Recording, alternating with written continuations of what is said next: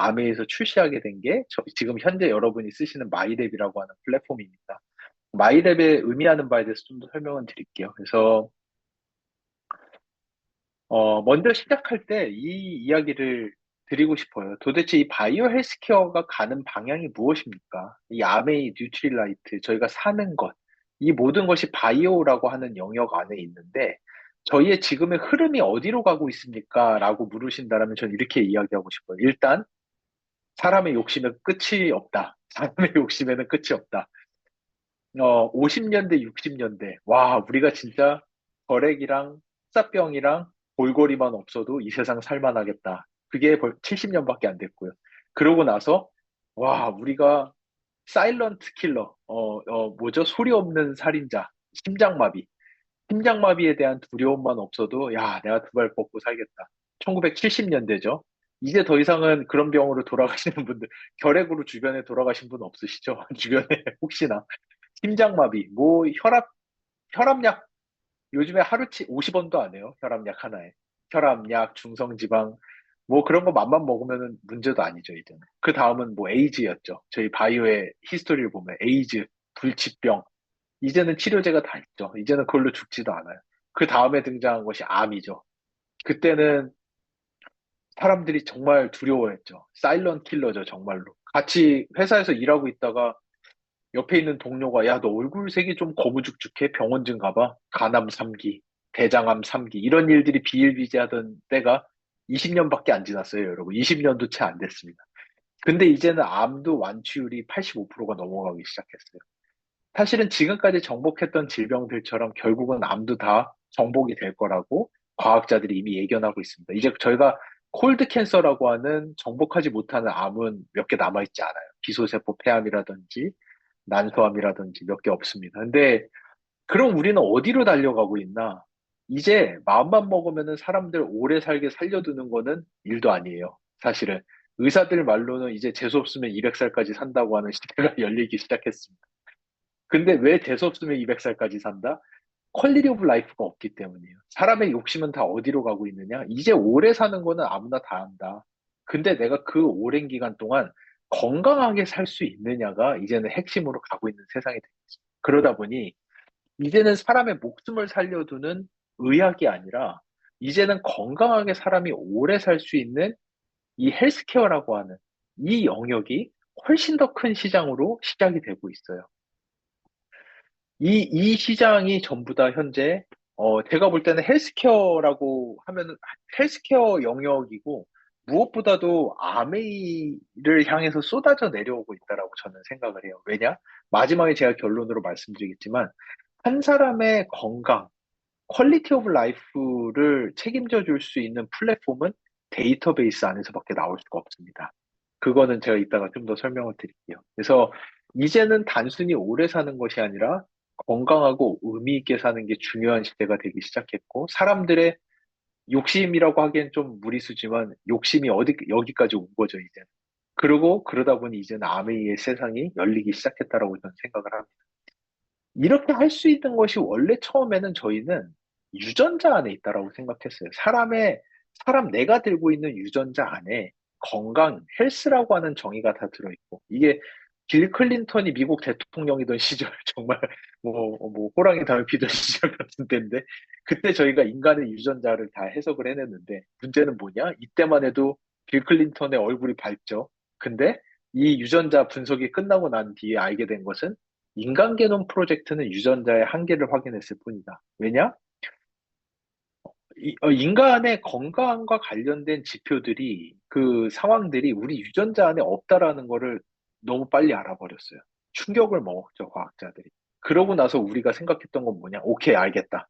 유전자. 근데 유전자가 똑같더라도 한 명은 아주 안 좋은 환경에 살고 한 명은 되게 좋은 환경에 산다면 정말 좋은 환경에 사는 사람이 훨씬 더 건강하지 않겠어? 라고 하는 엑스포점이라고 하는 이해가 열리기 시작했고, 이거 엑스포점을 조금 어렵죠. 이 밤에 하기에는 좀 어려운 얘기긴 한데 environmental exposure라고 해서 아메이가 하는 모든 사업이라고 생각하시면 됩니다. 유전자가 아무리 똑같아도 한 명은 되게 안 좋은 공기 마시고 있고, 한 명은 앰모스피어 공기 마시고 있으면, 앰모스피어 마시고 공기 마시는 사람이 더 건강하게 오래 사는 거 아니야? 한 명은 더러운 물 마실 때 한 명은 이스프링 물 먹고 있으면 훨씬 더 건강하게 사는 거 아니야? 더블엑스를 먹고 있으면 더 건강한 거 아니야? 일부분 맞아요. 당연한 요소예요. 근데 이 두 가지로서 건강이 다 정의된다라고 하면은 솔직히 얘기해서 한국, 미국 같은 데서는 아픈 사람 아무도 없어야 돼요. 이거 뭐 그게 아닌 거죠. 그러고 나서 근데 제가 정말 놀라운 거는 이 익스포점에 대한 연구만 하더라도 이 엑스포점이라고 하는 건 뭐 화학물질 먹는 거, 오염, 인스턴트 모든 것들이 포함이 되는데 아메이가 지금으로부터 10년도 더 전에 2014년에 이미 스탠포드 대에다 1,000만 불이라고 하는 천문학적 돈을 주면서 엑스포점 연구를 이미 시작했어요. 저 시절은 2014년에는 아직도 과학자들도 유전자 들고 낑낑 매고 있고 엑스포점이라는 것은 생각은 하고 있지만 심지어 연구도 하기 어렵다라고 생각할 그 시절에 이미 아메이는 1,000만 불이라는 돈을 쓰면서 이 엑스포점을 연구하기 시작했고 그게 그 유명한 여러분들이 아시는 쌍둥이 연구들입니다. 쌍둥이라는 거는 유전자가 100% 똑같은데 환경이 달라진다면 이 둘의 건강 상태가 다르지 않겠느냐.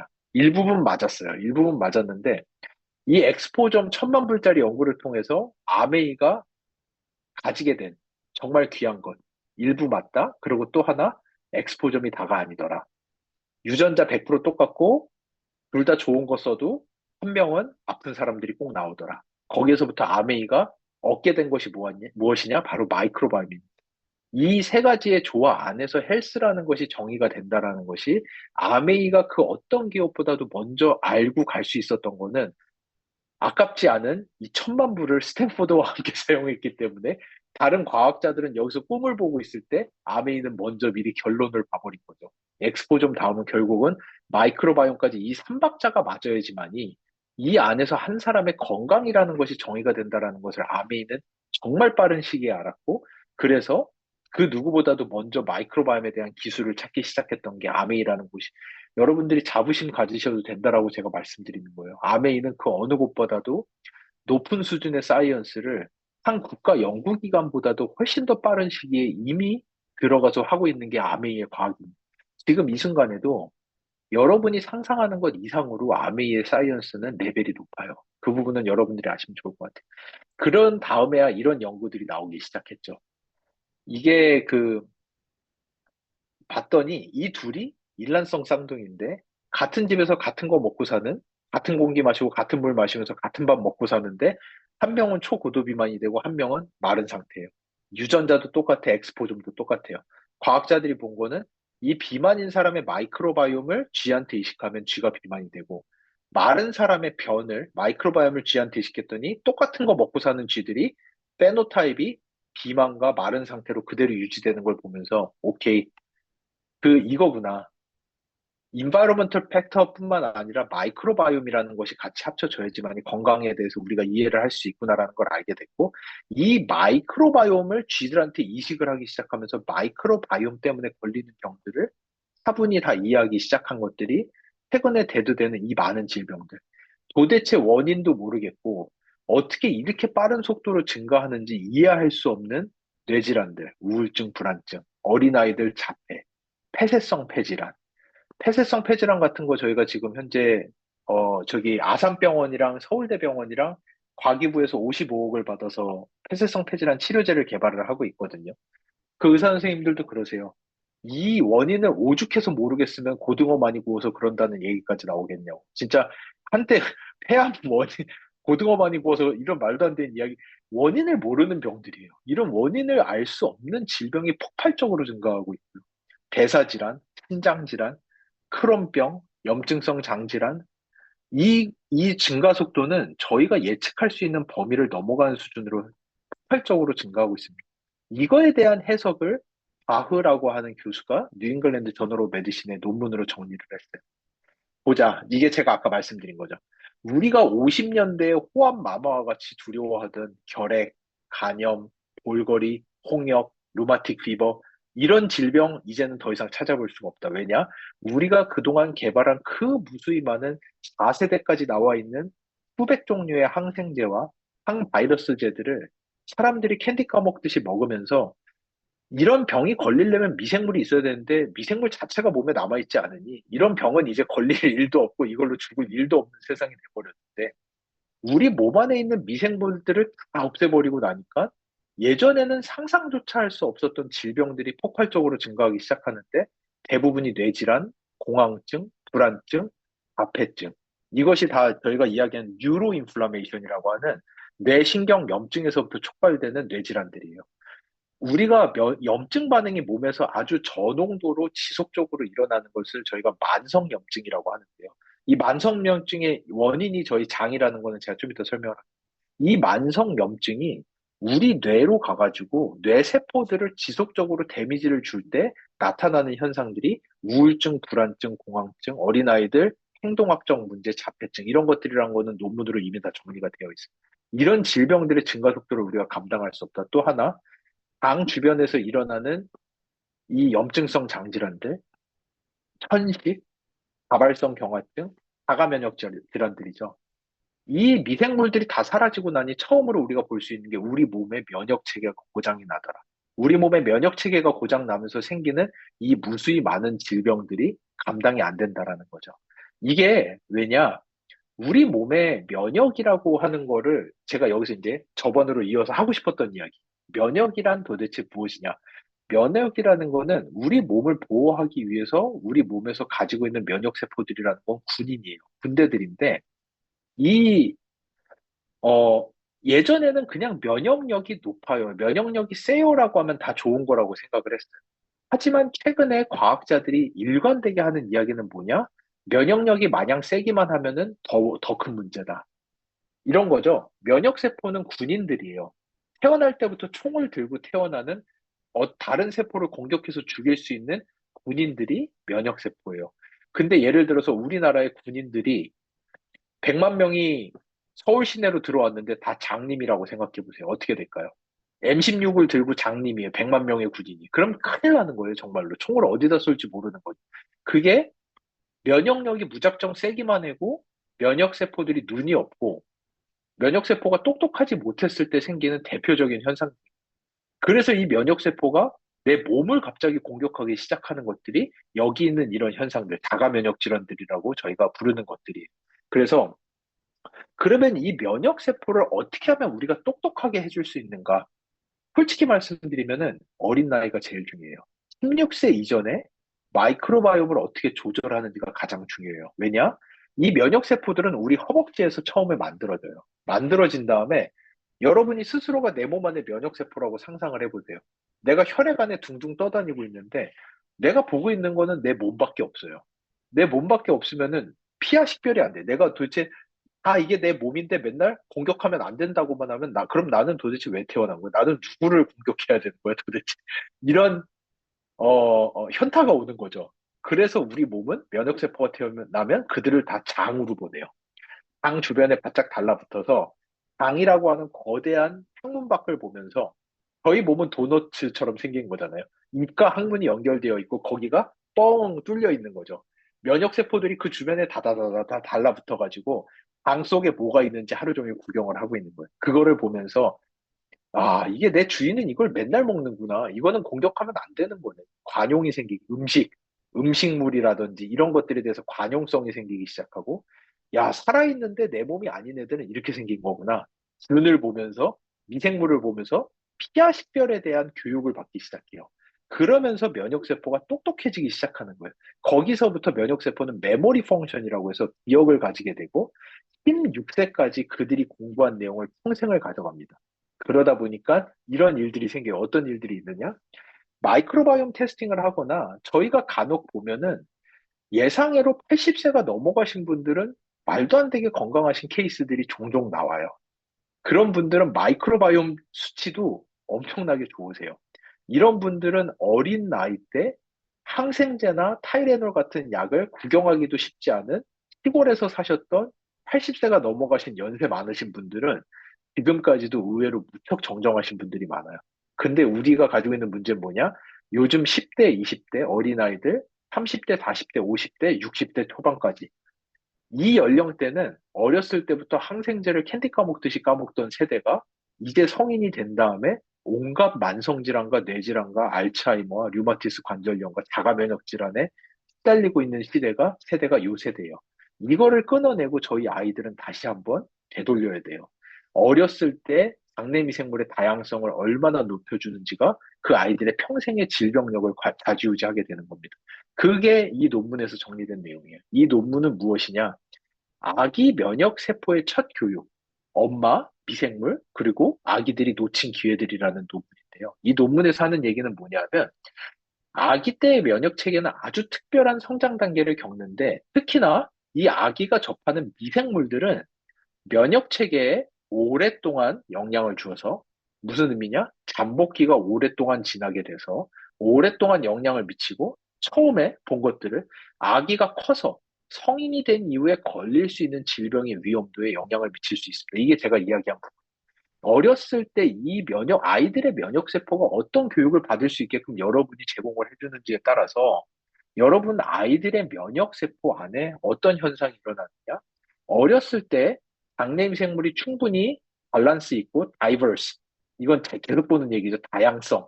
다양성이 높은 아이들은 이 어렸을 때 높은 과정을 지나가는 아이들은 헬시 이뮨 임프린팅, 건강한 면역 체계가 그 아이들의 몸에 각인이 되게 되고 성인이 된 이후에 건강하다.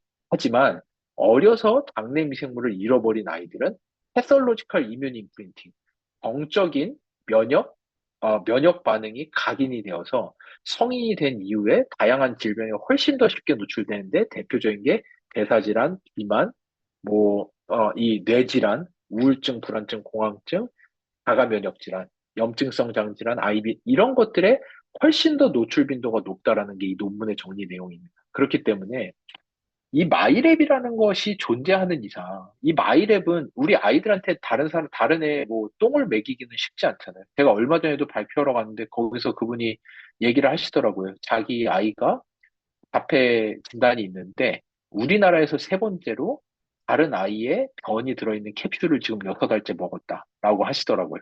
근데 이제 얼마나 호전되는지는 보고 있는 상황인데 자폐 같은 현상들도 지금 전 세계적으로 유일한 솔루션이 건강한 아이의 변을 캡슐에 넣어서 먹는 거라고 이야기를 하고 있는 상황이에요. 그 정도로 장내미생물의 다양성만 높일 수 있다라고 하면은 다른 아이들의 똥을 캡슐에 넣어서 먹이는 것도 서슴지 않는 상황인데 그거 얼마나 비싼지 아시나요? 그 똥 캡슐이?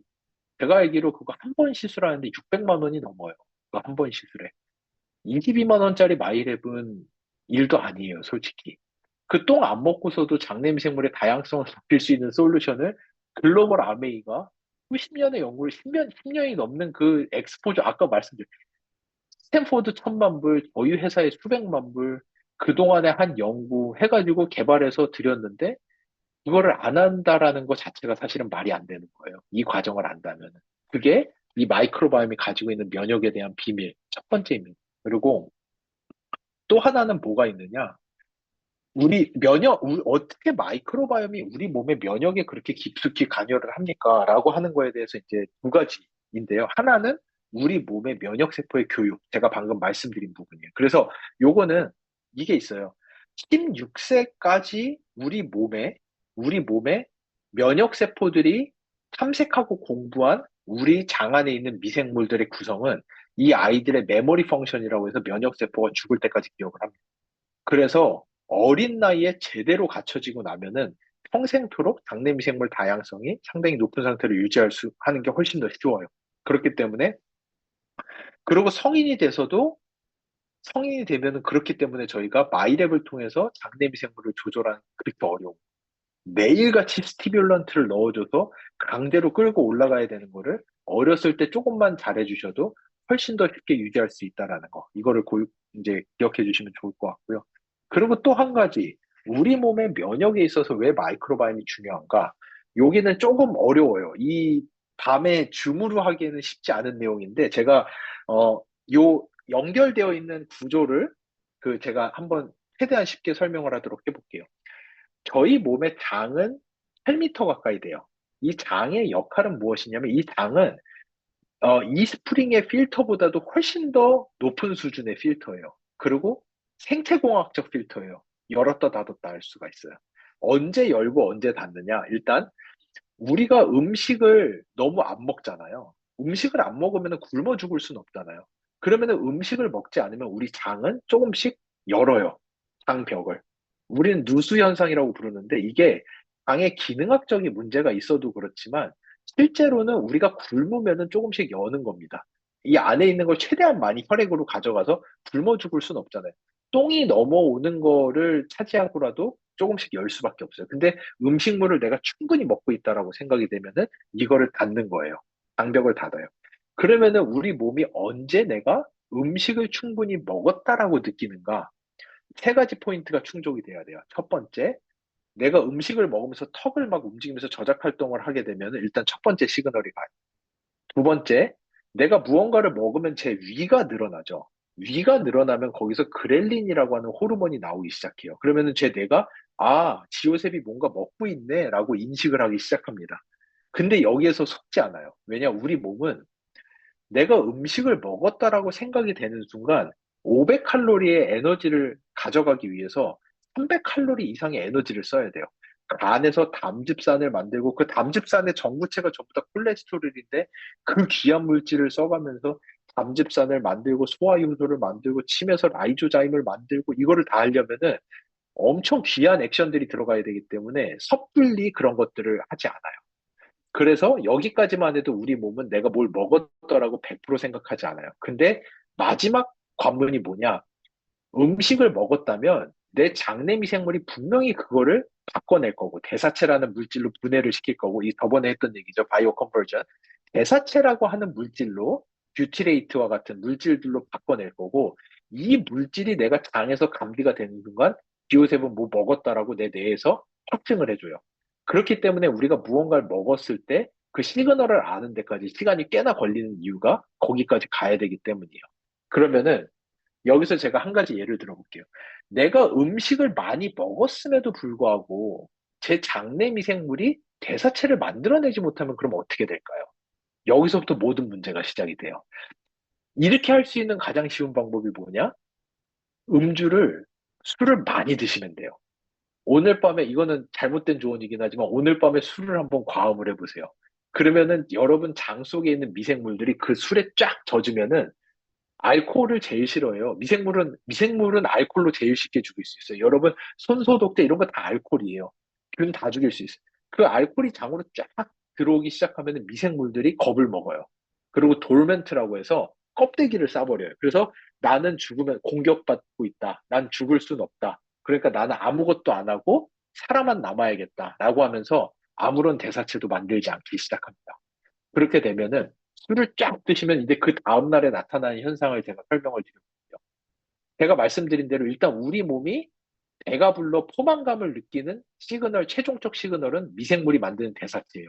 그러다 보니까 술을 엄청 드시고 나면 다음날 일단 배가 엄청 고파요. 극적인 게 땡기기 시작해요. 왜냐? 여기 보이신 세타이어티. 우리 뇌에서의 포만감 중추가 자극이 되질 않기 때문에 먹어도 배가 고파요. 그리고 또 하나, 문제는 뭐냐? 우리 몸이 뭘 먹는다고 느끼질 못하는 거잖아요. 이 중추가 자극이 되지 않다 보니까. 그럼 우리 장은 뭐를 해요? 장벽을 열기 시작해요. 근데 엄청 먹었어. 장이 가득 차 있는데 장벽을 열기 시작하면 어떤 현상이 나타날까요? 이 안에 들어있는 그 그득한 음식과 똥들이 이 안으로 스며 들어오기 시작해요. 그걸 저희가 장누수라고 불러요. 근데 우리 몸의 장기들은 다 패어요. 눈알 두 개, 콧구멍 두 개, 귀 두 개, 근데 신장 두 개 다 페어인데 페어링이 안 돼 있는 장기들은 서로 붙어 있어요. 예를 들어서 폐랑 심장이 연결이 되어 있죠. 장이랑 간이 붙어 있습니다. 그래서 간 문맥이라고 해서 우리 장에서 흡수된 것들은 간 문맥을 타고 간으로 바로 쏴서 들어. 그러다 보니까 장벽이 열리면서 똥이랑 이런 똥물이 들어오기 시작하면 그 똥물이 간으로 바로 쏘는 거죠. 그럼 간이 어떻게 되죠? 엄청 깜짝 놀라는 거죠. 간에 있던 면역 세포들이 다 달려들어서 난리가 나기 시작해요. 똥물을 제거하느라. 그게 저희가 간염이 되는 거죠. 인플라메이션. 간에서 미세한 염증 반응이 시작이 되면 그 다음에 오는 것은 미세한 크로닉 인플라메이션. 이게 아까 뭐라고 설명드렸죠? 이 만성 염증이 우리 뇌를 계속해서 공격하면서 우리 뇌가 망가지기 시작하는 거고요. 그렇기 때문에 술을 많이 먹으면 뇌가 빨리 망가집니다. 그리고 또 하나, 안에서 염증이 일어나기 시작하면은 몸에 미열이 나요. 염증이 있으면 열이 나거든요. 미열이 나면서 두통이 오기 시작합니다. 그리고 또 하나, 우리 몸이 정말 놀라운 게 뭐냐면은 제가 굶죠? 굶는데 제 혈액에 에너지가 들어오잖아요. 그럼 우리 몸은 그 에너지를 어떻게 하느냐? 지방으로 다 갖다 쌓아요. 왜냐? 우리 몸이 알러트가 걸려요. 야, 지호셉은 언제 굶을지 몰라. 지금 얘가 혈액 뭐 먹어서 혈당 좀 올랐다고 이거 근육이랑 간으로 보내서 글라이코겐 만들어서 써버리면 너 죽을 수도 있어. 얘 다음에 밥 언제 먹을지 몰라. 얘 계속 굶는 애야. 지방으로 갖다 쌓아. 라는 시그널이 들어오고 있어. 그래서 아시죠? 살 빼려면 어느 정도 먹으면서 운동해야 돼요. 안 먹으면은 조금 먹는 게 다 지방으로 가서 쌓여버립니다. 그게 우리 몸의 메커니즘이에요. 그래서 이게 딱 술 먹은 다음 날의 현상을 제가 여기까지 얘기한 걸 정리를 해드릴게요. 배가 엄청 고프고 자극적인 게 엄청 땡기는데 먹어도 먹어도 배가 고픈데 미열이 나면서 두통이 있는데 살은 엄청 찌는데 근육에 힘은 1도 안 들어가요. 그게 딱 술 먹은 다음 날의 현상이라고 이해를 하시면 됩니다. 이게 지속적으로 가면은 똥물이 계속 들어오면서 염증이 간에서 염증이 지속되면은 면역세포들은 지방을 많이 끌어다 써야 돼요. 그러다 보니까 간에서 지방이 끼기 시작해요. 그게 지방간으로 가는 거고 온갖 대사 질환의 촉발점이 되게 됩니다. 이게 요즘에 술을 많이 드시는 남성분들에게 아주 흔하게 보이는 현상이에요. 그리고 문제는 이게 그 남성분들뿐만 아니라 요즘 어린아이들의 또 문제예요. 요즘 어린아이들이 가지는 문제는 뭐냐? 술만큼이나 미생물들을 억제할 수 있는 물질이 또 하나 있는데 그게 그 많은 인스턴트에 들어있는 방부제들이에요. 요즘 아이들이 먹는 그 방부제가 또 방부제는 술처럼 미생물들을 죽이는 위협을 하다 보니까 미생물들의 포스트바이오틱스 생성량이 떨어지기 시작해요. 여러분들 결과지 보시면은 다양성이 되게 높은데 포스트바이오틱스가 안 나오시는 분들 있죠.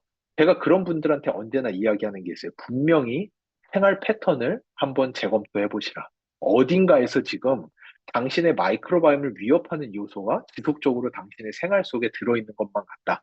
라고 이야기를 하는 거예요. 이 마이크로바이옴을 위협하는 게 그 방부제. 그리고 또 한 가지가 있어요. 그게 뭐냐? 어린아이들이 좋아하는 그 엄청나게 높은 당분이 들어있는 음료, 과당이 들어있는 음료와 과자와 이런 것들이에요. 왜냐? 미생물을 억압하는 것들을 여러분이 이제 마트 매대 가서 보시면은 볼 수가 있어요. 마트 매대에 정말 신기한 게 올라가 있는 게 있죠. 그게 뭐냐? 어떻게 이게 안 썩고 2년이라는 유통기한 동안 이 실온의 마트 매대 위에서 견디고 있는 거지? 라는 생각을 하게 되는 게 있는데 그런 것들이 잼이에요. 딸기잼.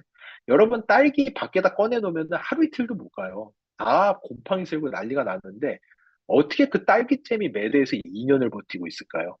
설탕 때문이에요. 버려버리면은 미생물도 그거는 견디지 못해요. 미생물이 견딜 수 있는 설탕의 함량은 제가 아는 선에서는 거의 1.6% 정도가 거의 맥스예요. 아이들이 마시는 음료수 거의 10% 가까이 됩니다. 당분이.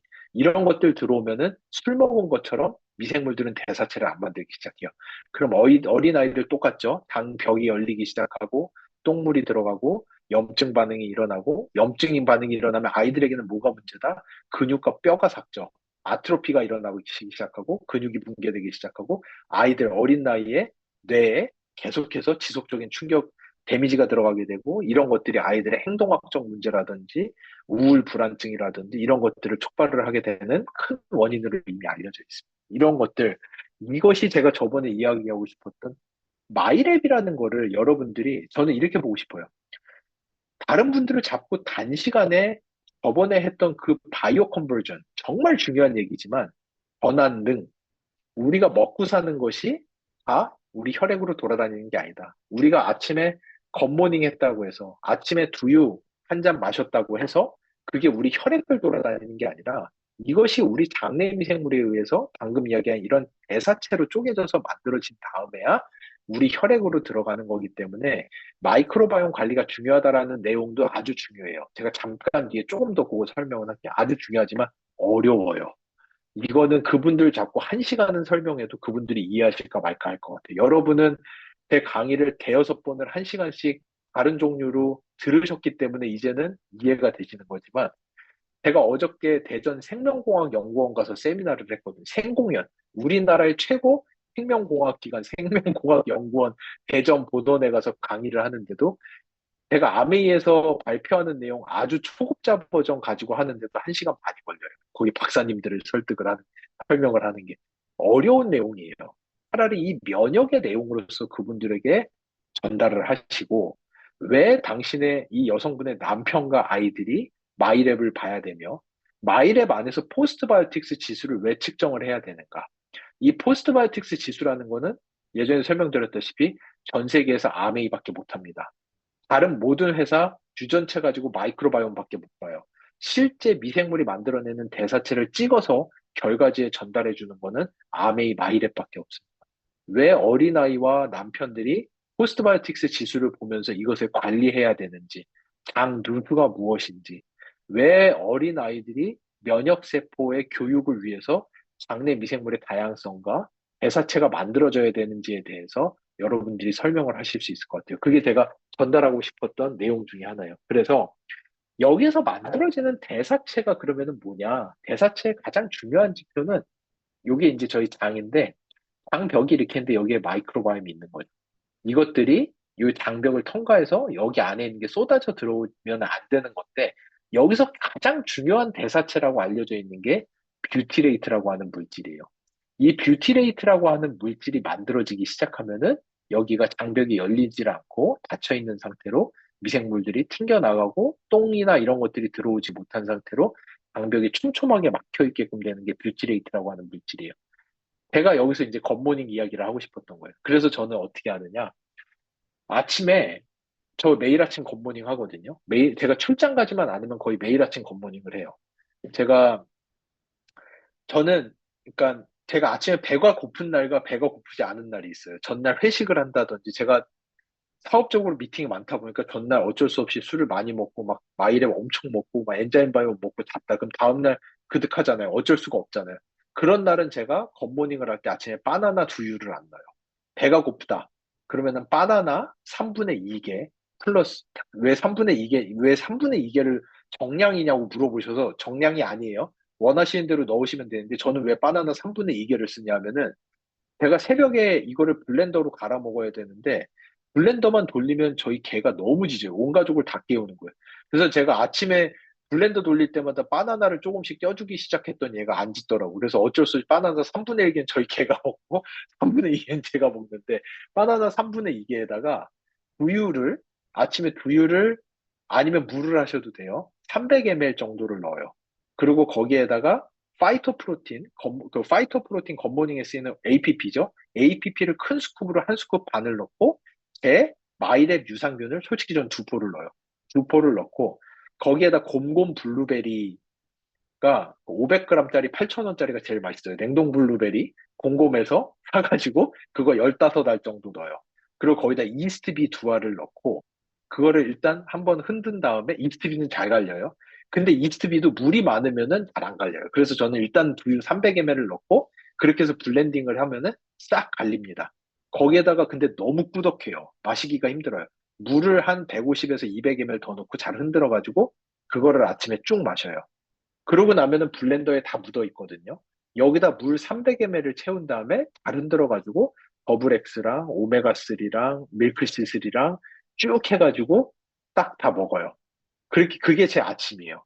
저는 아침에 7시 이전에 그거를 먹은 다음에 최대한 제가 점심은 오후 2시 이후에 먹으려고 해요. 왜냐? 그 시간, 제가 굿모닝을 한 때부터 점심을 먹는 데까지의 시간이 제 당내 미생물이 저를 위해서 제약회사를 엄청나게 돌리는 시간이 돼요. 왜냐? 얘네들이 저를 위한 뷰티레이트를 포함하는 엄청난 약을 만들 수밖에 없는 원료밖에 제가 안 줬거든요. 굿모닝이라고 하는. 그거를 넣어놓고 왜냐? 우리 마이크로바이옴도 굶어 죽을 수는 없어요. 근데 제가 이미 밤새 자면서 아무것도 안 먹었잖아요. 미생물은 사람보다 더 오래 견디기가 어려워요. 얘네들의 사이클은 6시간에서 12시간 사이클이에요. 그러니까 제가 밤에 자면서 12시간 정도 굶었다. 그럼 얘네는 난리가 나는 거예요. 그러면 그때 설탕이고 뭐고 눈에 비는 게 없어요. 굿모닝, 막 블루베리, 뭐 파이토프로틴 엄청 어려운 것만 다 넣어줘도 얘네는 그거를 강제로 돌리면서 저를 위한 약을 만드는 게 그 시간입니다. 제일 중요한 시간대예요. 이것만 하셔도 포스트바이오틱스 지수를 충분히 잘 올리실 수가 있어요.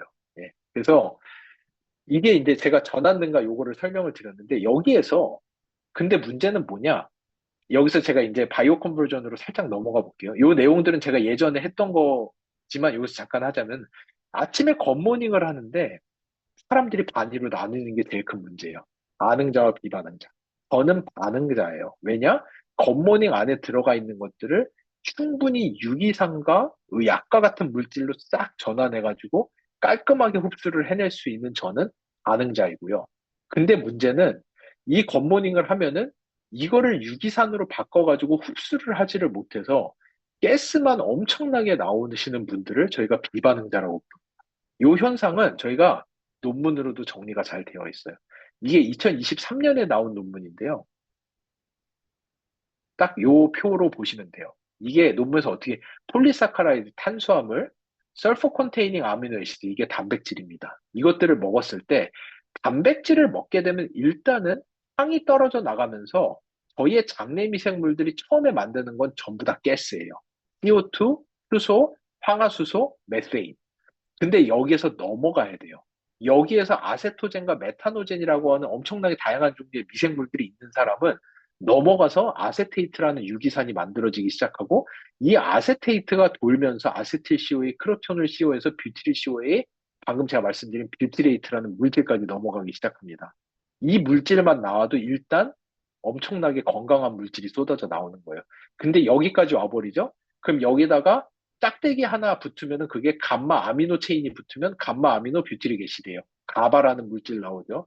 신경안정 물질 나오죠. 에콜 나오죠. 세로토닌 나오죠. 멜라토닌 나오죠. 다 시작되는 거예요. 근데 여기를 못 넘어간다? 그러면 하루 종일 방구밖에 안 나와요.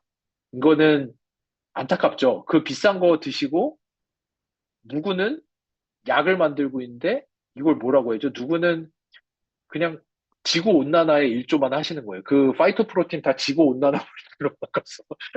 그거밖에 안 되는 거예요.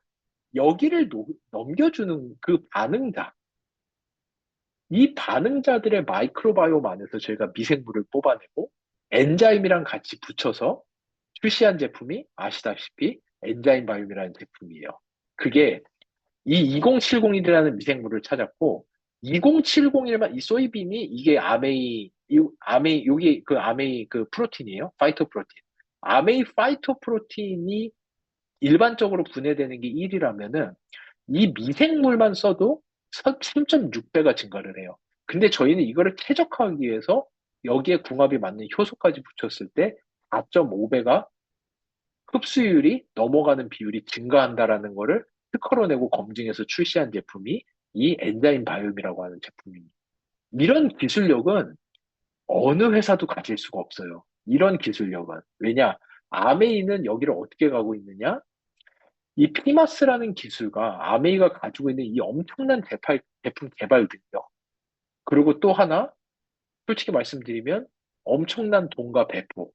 진짜 수천만 불을 투자하면서 이게, 그러니까 다른 회사들이 예상보다 이거 엄청 큰 거예요, 여러분. 아메이 글로벌이 가지고 있는 이런 포부와 비전과 배포와 돈은 다른 기업들이 하기 어려운 거예요. 우리나라 기업들이랑 같이 해보죠. 3억 투자하면 내년에 5억 뽑아야 돼요. 5억, 진짜 큰 맘 먹고 5억 넣으면 그 다음 연도에 7억 뽑아야 돼요. 마이랩이나 파이토바이옴 같은 제품이 나올 수 있는 구조 자체가 안 돼요. 아메이는 스탠포드랑 1,000만 불, 이게 상상이나 가세요? 100억씩 그렇게 그 말이 안 되는 거예요. 그걸 쓰고, 마이크로바이옴이 중요하네. 이러고 넥스트로 넘어가는 게 아메이에요. 그리고, 야, 그럼 마이크로바이옴 기술 좀 찾아봐. 저희 찾아서, 오케이. 하고, 수백만 불을 또 투자하고, 자동화를 다 깔고, 거기에다가, 이 1세대, 2세대 기술 다 붙여가지고, 이게, 그 아까 말씀드린 이 포스트바이오틱스 지수라는 게 2세대 기술이잖아요. 1세대 기술은 다 써요. 장내 미생물이 뭐가 있는지를 유전자 분석기로 분석하는 건 다 쓰지만 2세대 넘어가는 거는 현재 글로벌리 아메이밖에 없는 걸로 알아요. 왜냐? 옛날에 아틀라스 바이오메드라는 영국 회사가 미국이랑 영국에서 출시를 했었는데 599불에 팔았어요. 안 팔린 것 같아요. 너무 비싸서. 80만 원이 넘어요. 80만 원이. 근데 저희가 그거를 아메이가 저희한테 다른 회사가 1세대 하나 쓰는 다른 회사가 20만 원 정도 하니까 22만 원에 만들라고 가스라이팅을 당한 거예요. 7년 동안 저희가 2015년에 투자받기 시작해서 저희는 그 다음 연도에 마일에 출시하는 건 줄 알고 신나가지고 시작했다가 2세대 기술까지 붙였는데 다른 회사랑 같은 가격에 팔라고 하는 거를 만들어낸 거예요. 그 과정을 아메이가 수백만 불을 투자하고 자동화 장비를 다 깔면서 여러분들이 그 가치를 아시면 좋을 것 같아요. 이 2세대까지 하는, 아까 말씀드린 그 중요한 포스트바이오틱스 하나를 찍어내는 기술이 얼마나 어려운 건지. 근데 거기다 덧붙여서 3세대 기술까지 해서 개인 맞춤형으로 장내미생물의 다양성을 높이라는 거. 이 프로젝트가 마이랩이라는 프로젝트고요. 이거를 통해서 결국은 또 거기서 어떤 비전으로 넘어가느냐? 이 전반적 반응도 개선의 마이랩 플랫폼에서 만들어지는 8만 건이에요. 이번 달 기준으로 8만 건이라고 하는 데이터베이스를 중심으로 여기서 말씀드린 반응자와 비반응자의 차이를 가려내기 시작하고 반응자가 가지고 있는 미생물을 비반응자에다 이식하기 시작하는 이 세계가 전 세계 가장 큰 헬스케어의 가장 큰 언맷 니즈, 헬스케어계의 가장 큰 숙제. 왜 이 제품이 누구는 듣고 누구는 안 듣나요? 라고 하는 극복할 수 없는 가장 큰 숙제를 최초로 극복해내는 게 아메이의 엔자임 바이옴이라는 제품이에요. 이런 식으로 이 데이터베이스 안에서 그로잉 레프터에서 저희가 엄청나게 많은 걸 보고 있어요. 이번에 에콜 특허도 나갔고요, 저희. 정말 많은 거를 보면서 준비하고 있습니다. 이게 아메이가 가지는 파워라고 저는 생각을 해요. 여기서 이제 그, 벌써 58분이네요. 결론을 내자면, 어, 제가 그 예전에 인천에서 살짝 발표했던 내용이죠. 아메이가 가지고 있는 일단 8만 건이라는 데이터베이스가 가지는 의미가 뭐냐면은 아시다시피 이 마이크로바이옴의 데이터베이스를 모으면서 반응도에 따른 미생물을 찾아내고 한 사람의 미래를 예측하는 알고리즘.